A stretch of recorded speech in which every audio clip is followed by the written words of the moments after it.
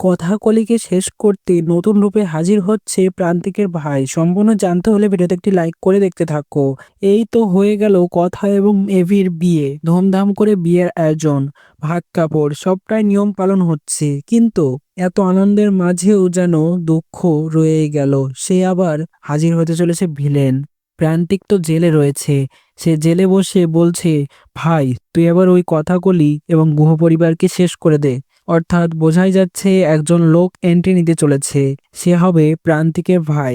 নতুন রূপে এন্ট্রি নেবে সে কথা ধারাবাহিকের গল্পে, এবং এন্ট্রি নিয়েই কথাকে শেষ করার উদ্দেশ্যে ভালো মানুষ সেজে হয়তো চলে আসবে গুহ বাড়িতে।